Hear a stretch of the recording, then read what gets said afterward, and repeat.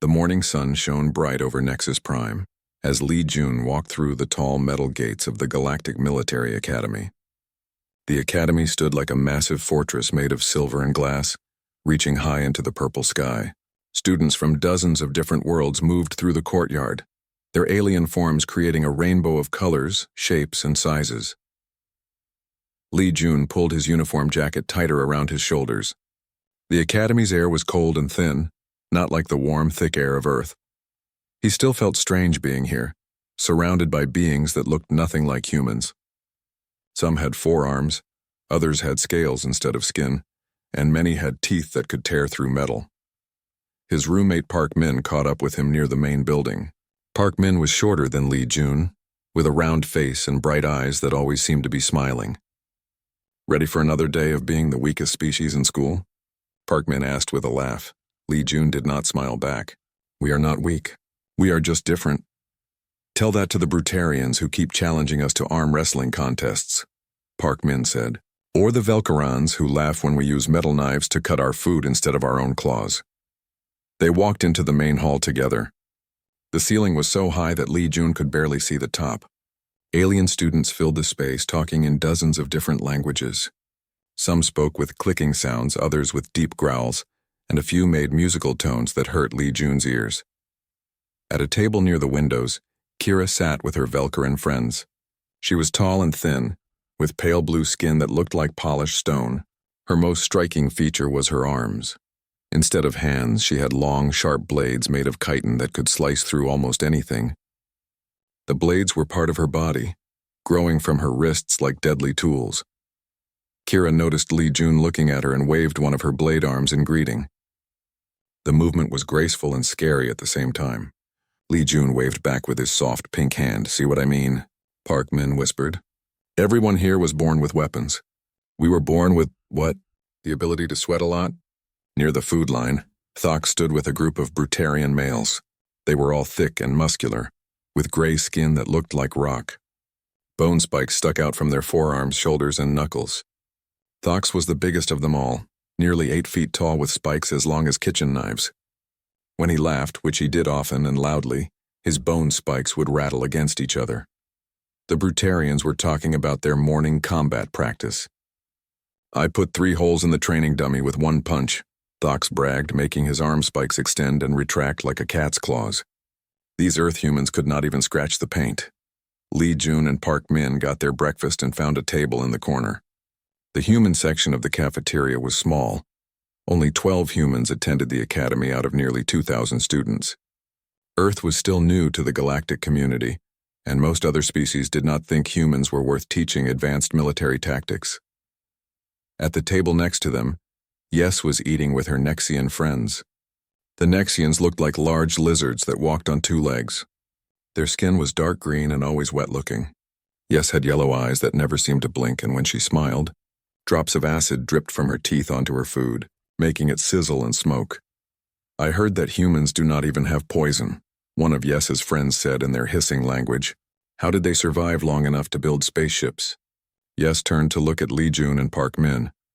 "Maybe they are very good at running away," she said, and her friends laughed. Li Jun continued eating his rice and vegetables without looking up. Park Min's face turned red with anger, but Li Jun put a hand on his friend's arm to keep him calm.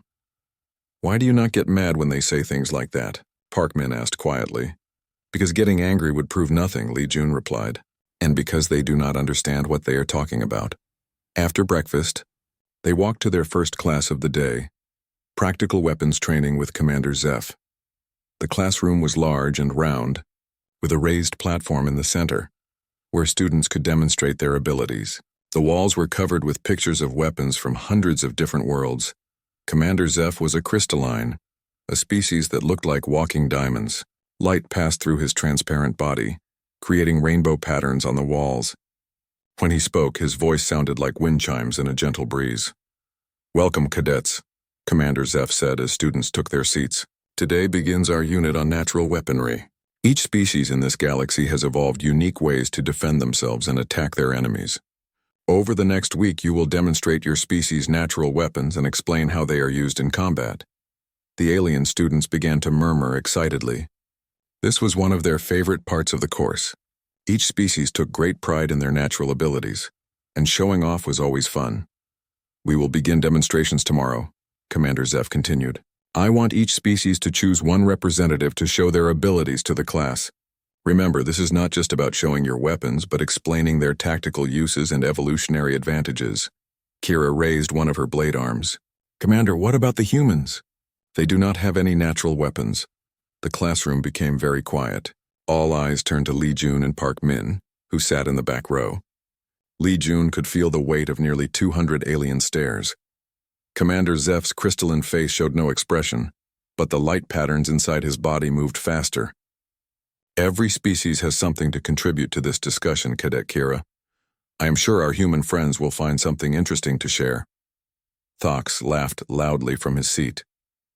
Maybe they can show us how to run very fast, he said, making his bone spikes click together, or how to climb trees to hide from predators. More laughter filled the room. Parkman's hands tightened into fists, but Li Jun remained perfectly still. We will see, Li Jun said quietly, but his voice carried across the silent room. We will see. The rest of the class was spent learning about the theory of natural weapons. Commander Zeph explained how different environments had shaped the evolution of defensive and offensive abilities.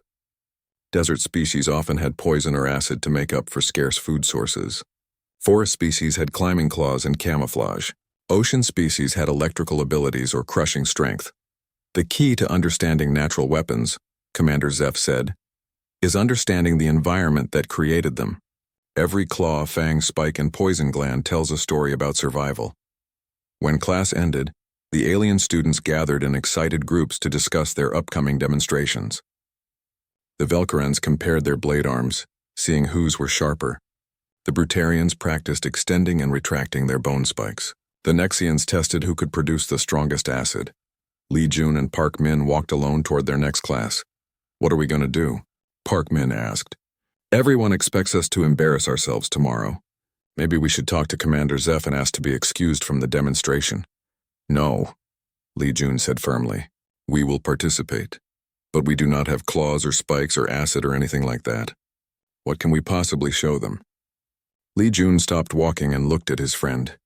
Pack your lunch tomorrow. Make sure to include meat. What does lunch have to do with anything? You will see, Li Jun said. Trust me. That evening in their dormitory room, Li Jun sat by the window looking out at the academy grounds. In the distance, he could see students practicing with their natural weapons. Flashes of light came from the Nexian practice area, where they were testing their acid on metal targets. The sound of bone striking stone echoed from the Brutarian training ground. Park Min was at his desk, studying for their next day's exams. Are you really not going to tell me what you are planning? He asked. I am planning to show them what human weapons look like, Li Jun replied. But we do not have any weapons. That is the whole problem. Li Jun continued staring out the window. In the courtyard below, he watched a group of Velkaran students hunting small flying creatures that lived in the academy's gardens. They moved with perfect precision, their blade arms slicing through the air so fast they were almost invisible. The little creatures did not stand a chance. Yes, we do have weapons, Li Jun said softly. We have the most dangerous weapons in the galaxy. Tomorrow, I will show them. Park Min looked confused, but he had learned to trust his roommate's strange ideas. Li Jun was always quiet and thoughtful. But when he spoke with confidence like this, he was usually right about something important. Outside their window, the alien students continued their practice sessions late into the night. The academy was full of beings who had been born with the tools to kill, and they were proud of their deadly gifts. They had no idea what was coming. The next morning came too quickly for Park Min. He had barely slept, worried about what would happen in Commander Zeph's class. Li Jun seemed calm as always, carefully packing his lunchbox with foods from the human section of the cafeteria. Are you sure you know what you're doing? Park Min asked for the 10th time. Li Jun closed his lunchbox and put it in his bag. Trust me, he said simply. They walked to the practical weapons classroom together. The hallways buzzed with excitement as alien students talked about the demonstrations they would see today. Everyone was eager to show off their species' natural abilities. When they entered the classroom, Li Jun noticed that more students than usual were present. Word had spread about the weapons demonstrations, and students from other classes had come to watch. The circular room was packed with creatures of all shapes and sizes. Commander Zeph stood on the central platform, his crystalline body catching the light from the ceiling. Rainbow patterns danced across the walls as he moved. "Welcome, cadets," Commander Zeph said in his wind chime voice. "Today we begin our practical demonstrations of natural weaponry. Each species will show their evolutionary gifts and explain their tactical applications." The alien students leaned forward in their seats, excited to begin. Li Jun sat quietly in the back row, his lunchbox beside him on the floor.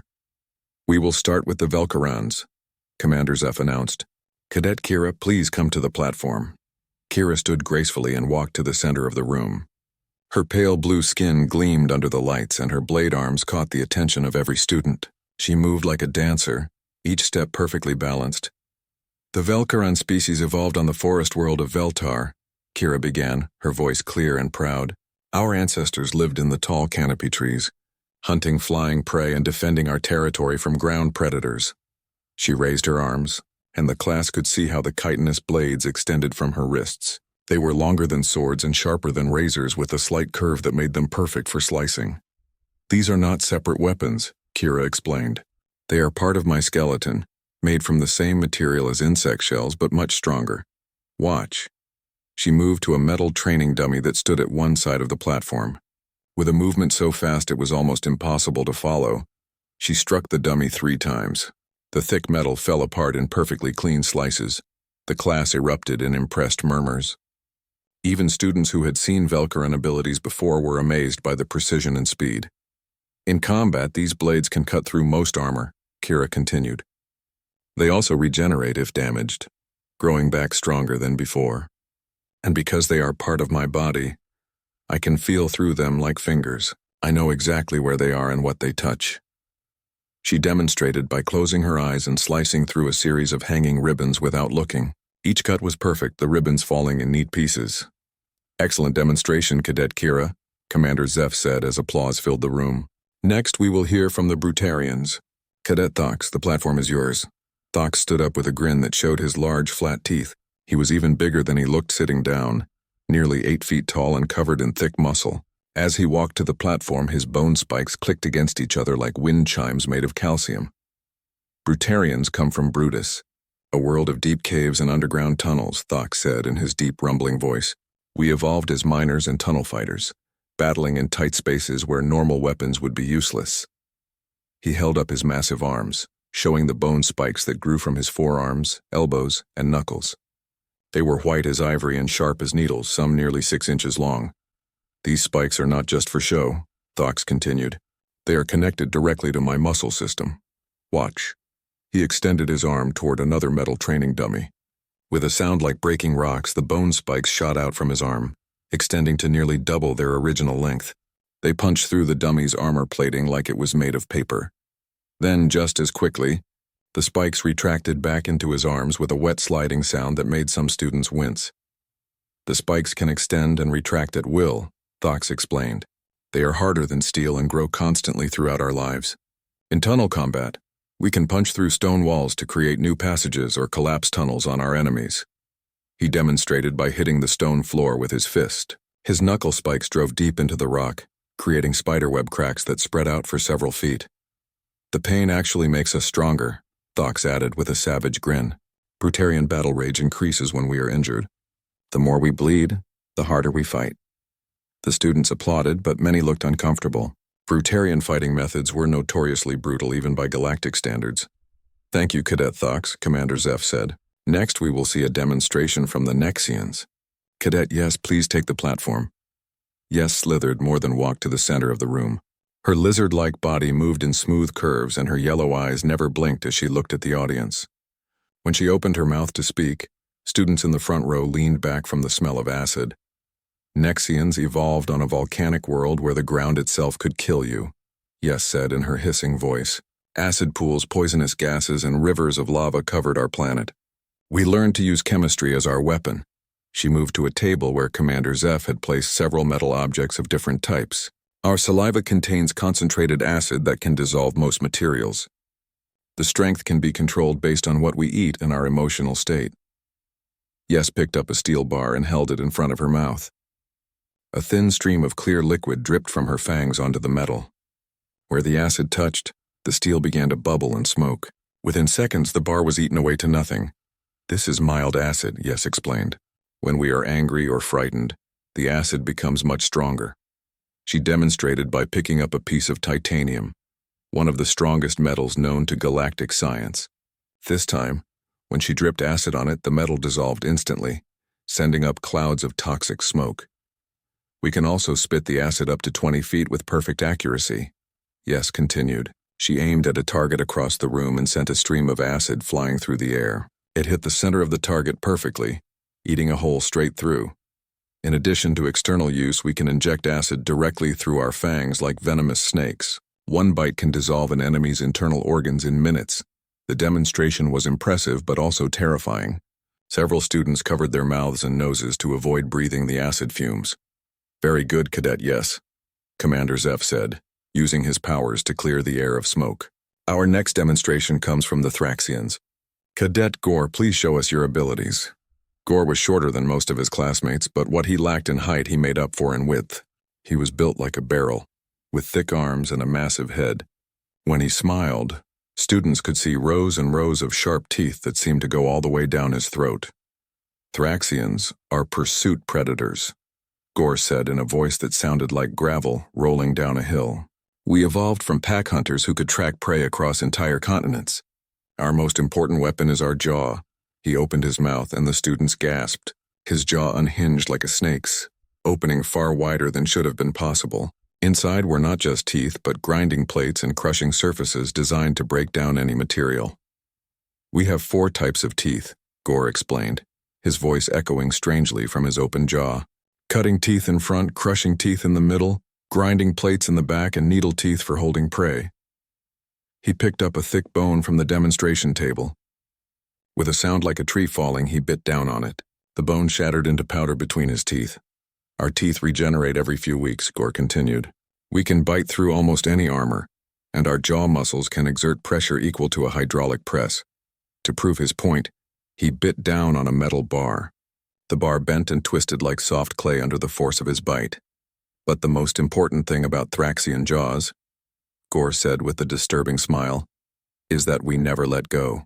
Once we bite something, our jaw locks in place. The prey cannot escape until we choose to release it.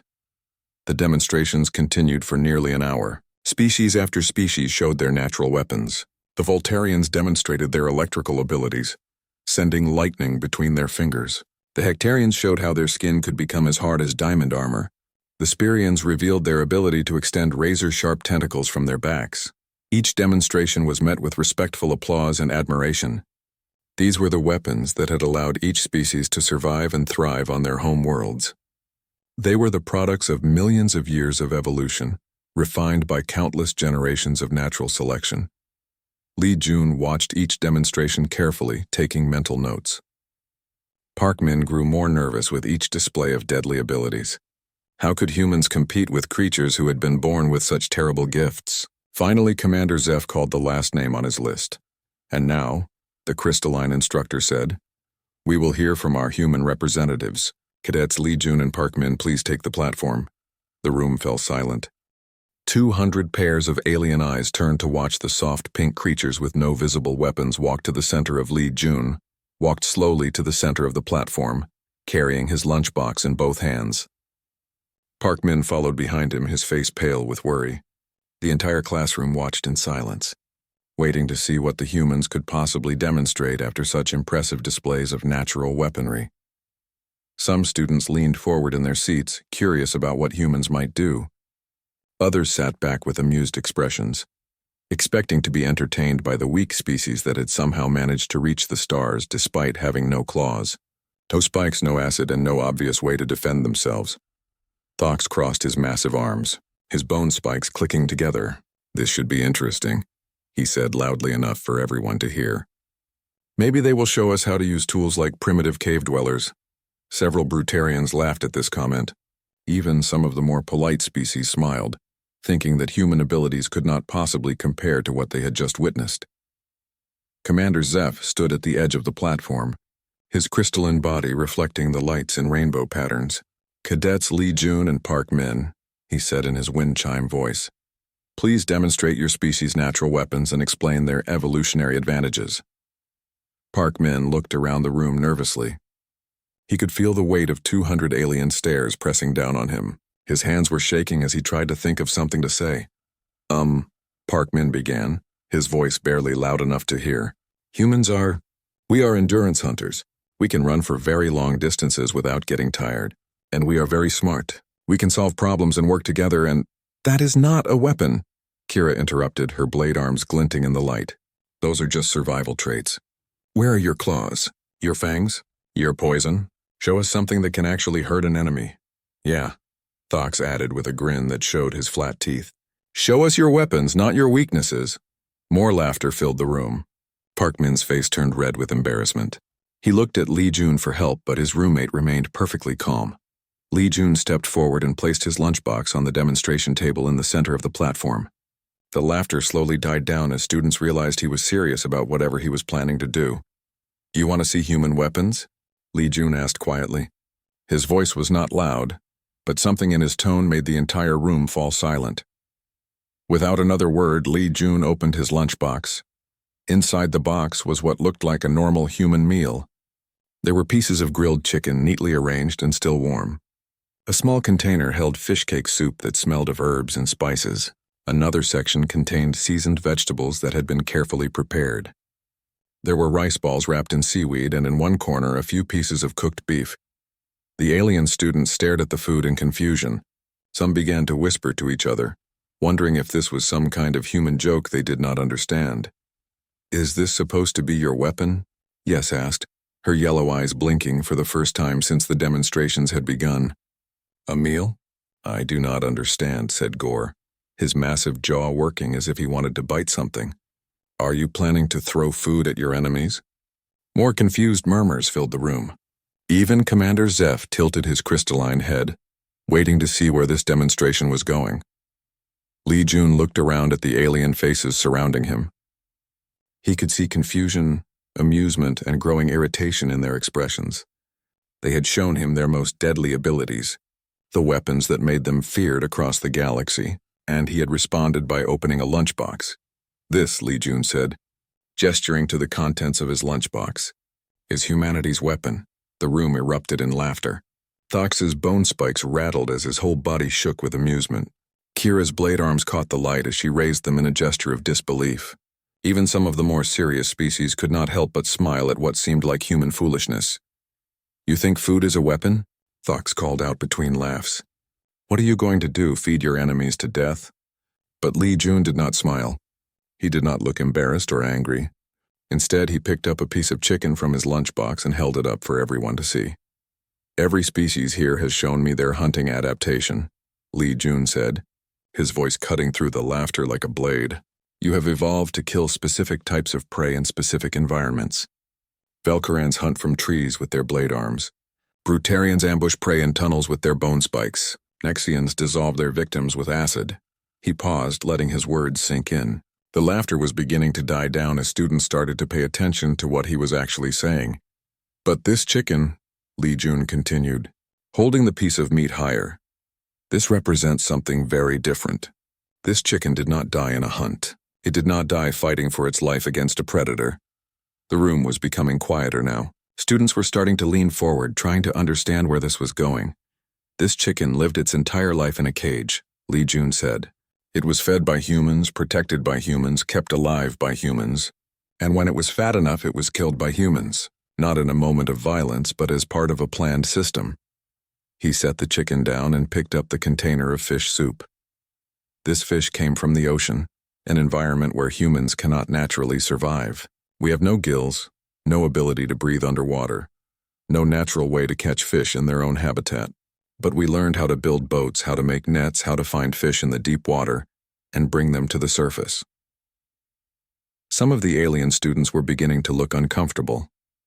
They were starting to understand that this was not about food at all. Li Jun pointed to the seasoned vegetables. These plants did not grow wild. Humans planted them, watered them, protected them from insects and disease, and harvested them when they were ready. We turned wild plants into crops that depend on us for survival.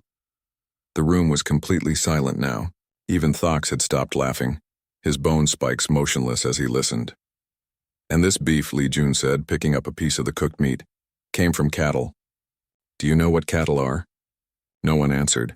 Cattle are large, powerful herbivores.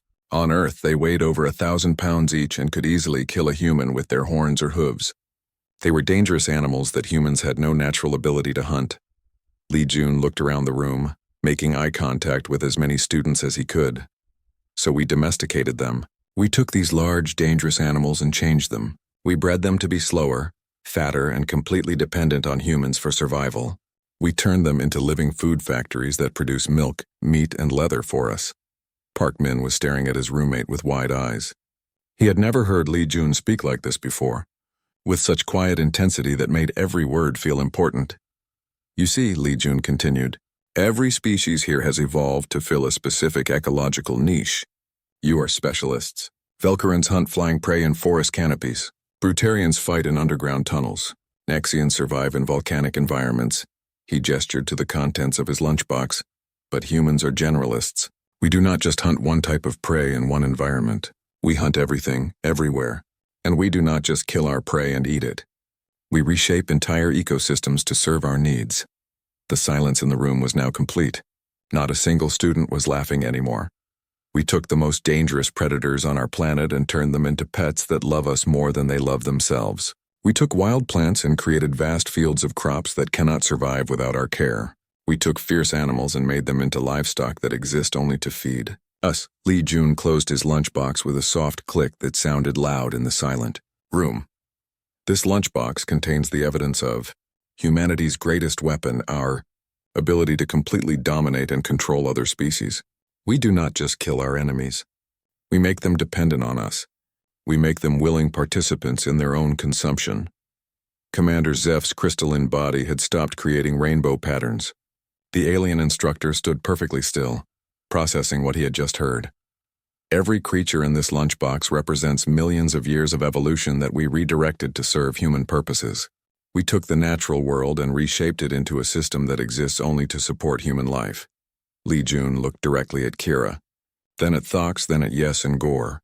Your weapons can kill individual enemies, he said quietly. Human weapons can eliminate entire species by making them extinct, or worse, by making them so dependent on us that they cannot survive without our permission. The classroom remained silent for a long moment.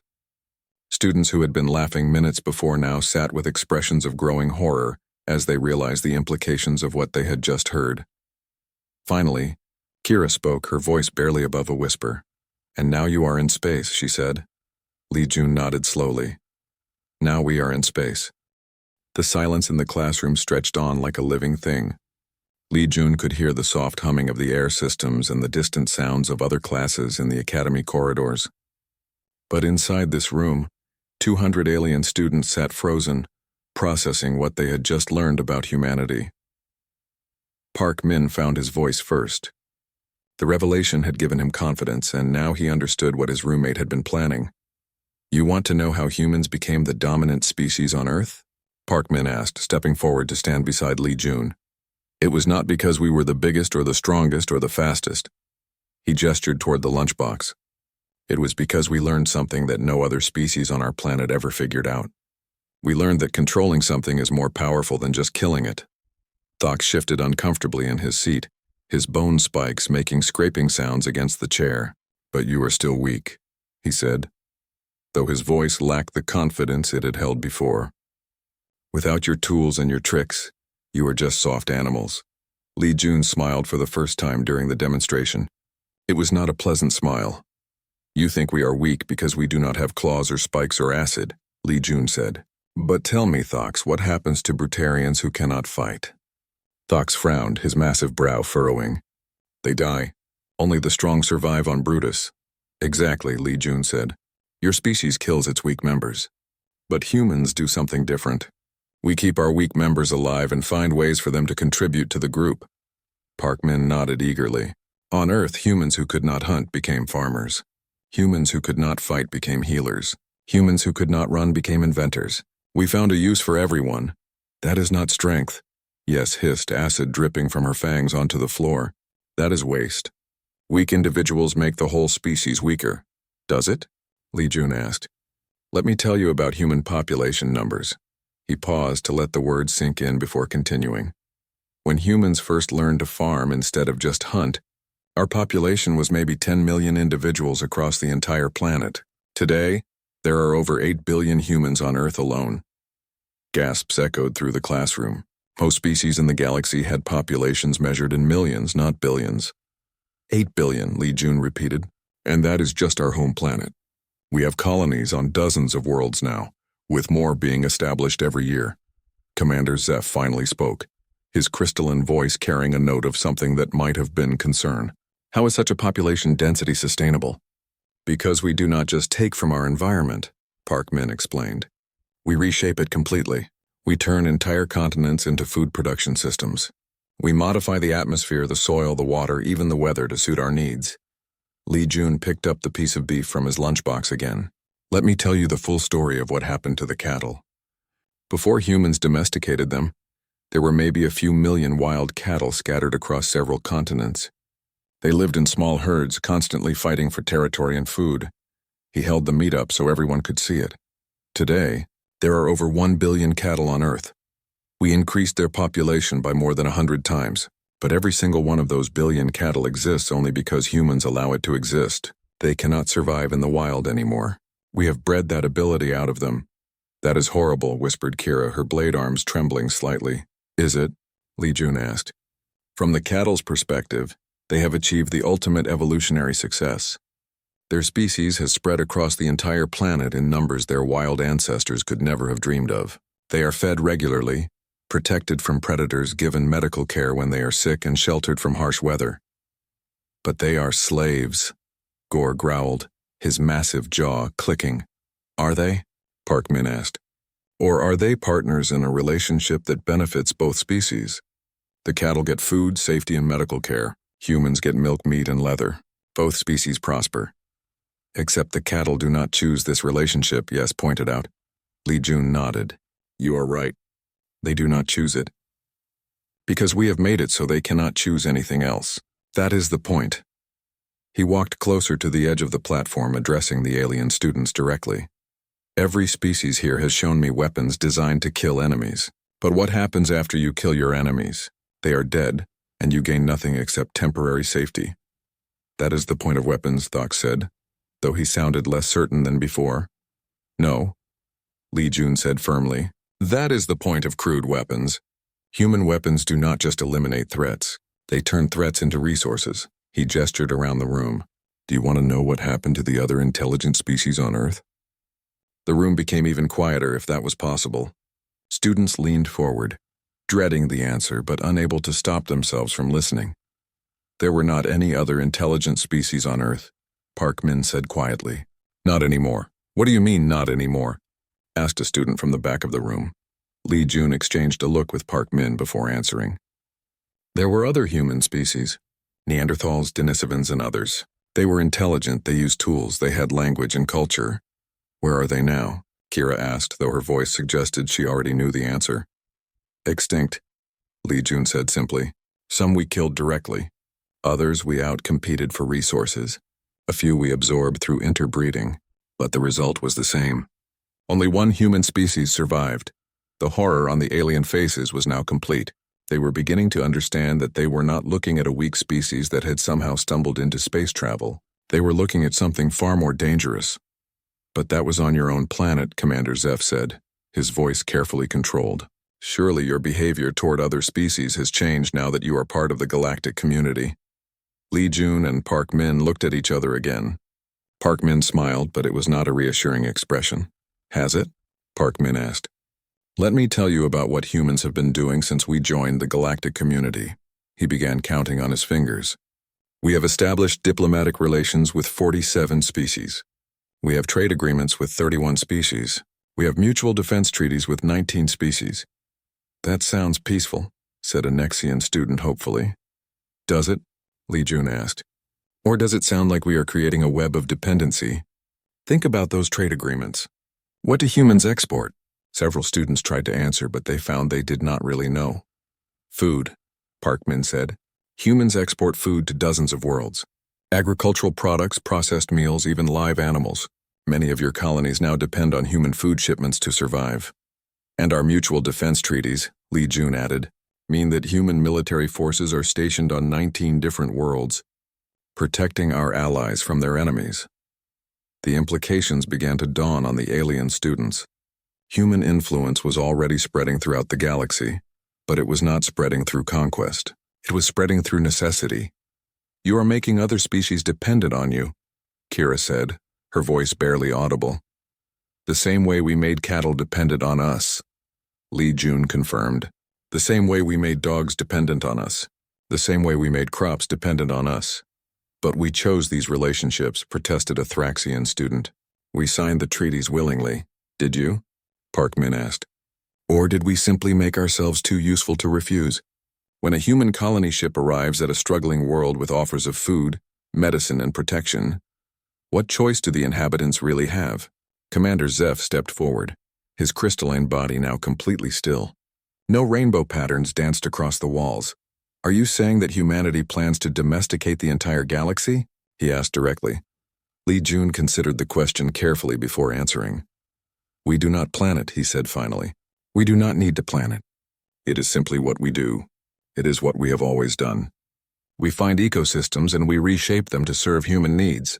Sometimes this means extinction for other species. Sometimes it means domestication. Sometimes it means partnership. But it always means that we decide, Park Min added. It always means that other species exist in whatever form we find most useful. And now, Lee Jun said, closing his lunchbox with a final click, we are in space, and space is just another ecosystem to be reshaped. The room remained silent for a long time. 200 alien students sat in their chairs, each one now understanding that their species' futures might not be their own to determine. Finally, Thok spoke, his voice much quieter than usual. What do you want from us? Lee Jun looked at him with something that might have been sympathy. Nothing, he said. We do not want anything from you. We want you to want things from us. We want you to need us. And eventually, we want you to be unable to imagine existence without us. Just like the cattle. Yes, whispered. Just like the cattle. Lee Jun agreed. The silence that followed Lee Jun's final words felt heavy, like the air before a storm. 200 alien students sat frozen in their seats, each one processing the terrifying implications of what they had just learned. The weapons demonstrations that had seemed so impressive an hour ago now felt like children showing off toys to adults who carried real power. Commander Zeph was the first to move. The crystalline instructor's body had remained completely still during the final part of Lee Jun's explanation, but now light patterns began to flicker through his transparent form again, faster and more chaotic than usual. Class is dismissed, Commander Zeph announced, his wind chime voice carrying a tremor that had not been there before. All students return to your dormitories immediately. No one moved at first. The alien students remained in their seats, staring at Lee Jun and Park Min as if seeing them for the first time. The two humans stood calmly on the platform, Lee Jun still holding his lunchbox, both of them waiting for the reaction they knew must come. Kira was the first to stand. Her blade arms trembled as she looked at the humans, no longer seeing weak, defenseless creatures but something far more dangerous. Her pale blue skin had taken on an even lighter shade, and when she spoke, her voice was barely above a whisper. How do we know you will not do the same to us? She asked. Lee Jun met her gaze directly. His expression was calm, almost gentle, which somehow made his answer even more chilling. You are useful as allies, he said simply. It is more efficient than conquest. The words hung in the air like poison gas.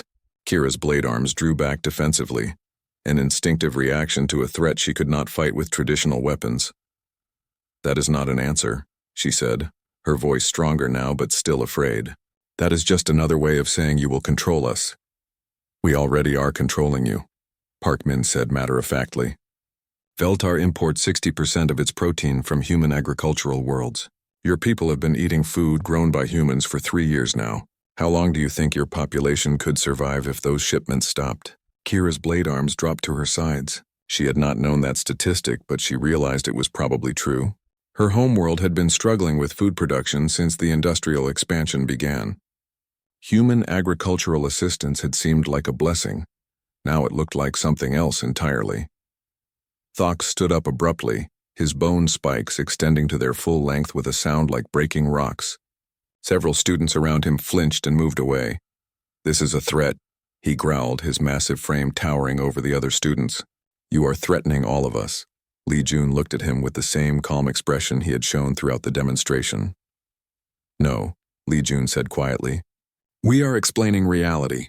Threats imply that you have a choice to refuse. We are simply describing what is already happening." "We can still choose to fight," Thox snarled, taking a step toward the platform. "Can you?" Park Min asked.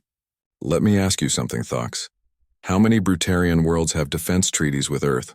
Thox stopped moving. His bone spikes remained extended, but uncertainty flickered across his rocky features. 7, he admitted reluctantly. "And how many of those worlds have human military advisors stationed on them?" "All of them." "And how many have accepted human weapons technology to upgrade their defense systems?" Thox's spikes began to retract slowly. "All of them," he whispered. "So if Brutarian worlds decided to fight humanity," Li Jun said gently, "they would be fighting with human weapons against human military advisors, while defending worlds that depend on human trade for survival." The full horror of the situation crashed over Thox like a wave. His species had thought they were forming beneficial alliances with humanity. Instead, they had been slowly integrated into a system that made independence impossible. "You planned this," Thox accused, but his voice lacked conviction. "We did not need to plan it," Li Jun replied. "It is simply what we do, what we have always done. We offer help that you cannot refuse, and then we become essential to your survival." Yes slithered forward, her yellow eyes fixed on the humans. Acid dripped steadily from her fangs, eating small holes in the floor where it landed. "And if we had never asked for your help?" she hissed. "If we had refused your trade agreements and defense treaties?" Li Jun and Park Min exchanged a look. It was Park Min who answered. "Then you would have been conquered by species that did accept our help," he said. "Or you would have fallen behind technologically and become irrelevant. Or you would have faced some crisis that you could not handle alone, and you would have been forced to ask for our assistance anyway." "There was never really a choice," Li Jun added. "There is never a choice. That is the point." Gore raised his massive head, his rows of teeth glinting in the light. "What about species that are too dangerous to control? What about species that could actually threaten humanity?" Li Jun smiled again, and this time there was something almost sad in his expression. "There are no species too dangerous to control," he said. "There are only species we have not yet figured out how to make dependent on us." He gestured around the room. "Every species here represents a different approach to the same problem. Felkarans needed food security, so we provided agricultural support. Brutarians needed military protection, so we offered defense treaties. Nexians needed industrial technology, so we shared our manufacturing techniques." "And the Thraxians?"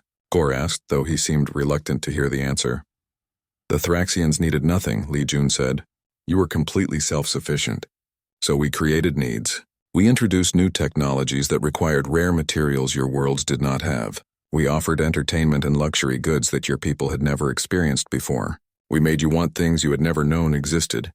Gore's massive jaw worked silently as he processed this information. His species prided themselves on their independence and self-reliance. Learning that even this had been overcome filled him with despair. Commander Zeph stepped onto the platform, his crystalline form casting prismatic light across the room. "I need to file a report with the Academy Board," he said, his voice carefully neutral. "This demonstration has raised significant concerns about interspecies relations. Will you recommend that human students be removed from the Academy?" Li Jun asked. Commander Zeph considered the question for a long moment. "Would it matter if I did?" "Probably not," Li Jun admitted. "Earth provides 40% of the Academy's funding. They also supply most of the food for the cafeterias and many of the technological systems that keep this station running." The crystalline instructor's light patterns stopped moving entirely. "I see. Besides," Park Min added, "removing humans from the Academy would not change anything. We are already here. We are already part of the galactic community. The integration process is already complete. But understanding what we are might help other species make better decisions about their futures," Li Jun said. "That is why we explained it to you today." "Better decisions?" Kira asked bitterly. You just told us we have no real choices. You have choices, Li Jun corrected her. You can choose how you want to be integrated into the human sphere of influence. You can be partners like the dogs on Earth. You can be livestock like the cattle. You can be crops like the wheat and corn. Or, yes, hissed. Or you can be extinct, like the species that could not find a useful place in the ecosystem we created. The room fell silent again. Students began to file out slowly, their conversations muted and fearful. Some species clustered together, whispering urgently about what they had learned. Others walked alone, lost in thought about the implications for their homeworlds. Kira approached the platform before leaving. She looked at Li Jun with a mixture of fear and respect. "Why did you tell us this?" she asked. "Why reveal your true nature so openly?" Li Jun picked up his lunchbox and prepared to leave. "Because hiding it would have been dishonest. And because you were going to figure it out eventually anyway. Better that you learn the truth from us than discover it on your own. And because," Park Min added as they walked toward the exit, "understanding the situation might help you find a place in it that you can live with." As the humans left the classroom, the remaining alien students continued their whispered conversations. Some talked about warning their homeworlds. Others discussed the possibility of resistance. A few wondered if there might be benefits to closer cooperation with humanity. But all of them now understood that the quiet, soft creatures they had dismissed as weak were actually the most successful predators the galaxy had ever seen. They had conquered not through violence but through necessity. They had spread not through force, but through making themselves indispensable. And now they were here among the stars, doing what they had always done, reshaping ecosystems to serve human needs. That evening, Li Jun sat in his dormitory room, looking out at the academy grounds. In the distance, he could see alien students practicing with their natural weapons, just as they had the night before. But now their movements seemed different to him. Less confident, more desperate. Park Min was at his desk working on an assignment for their next class. "Do you think we did the right thing?" Park Min asked without looking up from his work. Li Jun continued staring out the window. "I think we did the honest thing."